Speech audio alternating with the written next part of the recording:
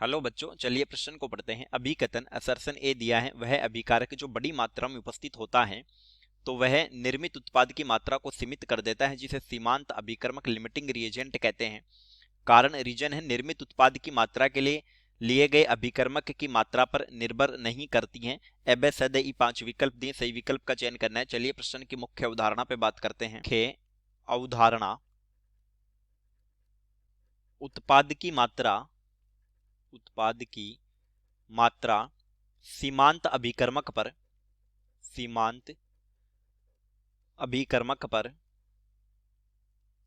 निर्भर करती है।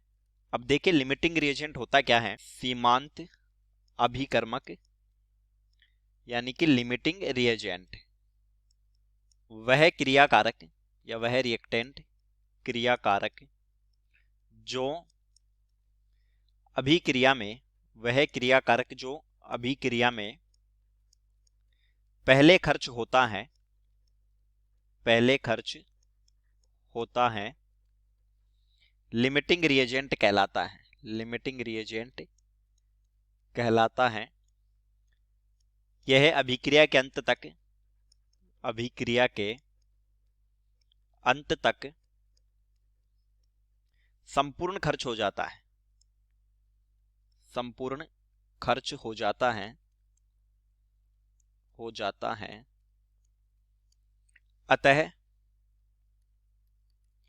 स्टोइकियोमेट्री के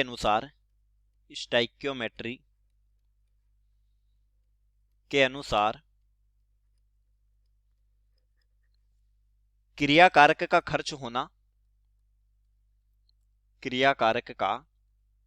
खर्च होना यानी लिमिटिंग रिएजेंट के साथ जो क्रियाकारक होगा वो भी कितना खर्च होगा, निर्भर करेगा लिमिटिंग रिएजेंट पर खर्च होना, और जो उत्पाद बनेगा वो भी निर्भर करेगा लिमिटिंग रिएजेंट पर, तथा उत्पाद का निर्माण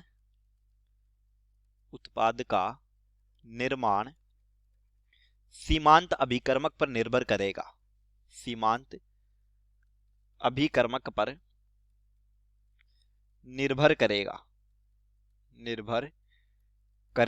देखिए सीमांत अभिकर्मक का निर्धारण कैसे होता है। एक अनुपात होता है लिए गए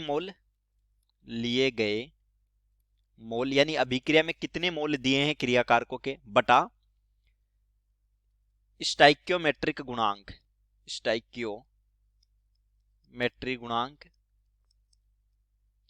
ये मान जिसके लिए भी मिनिमम होगा, न्यूनतम होगा जिस क्रियाकारक के लिए, वह क्रियाकारक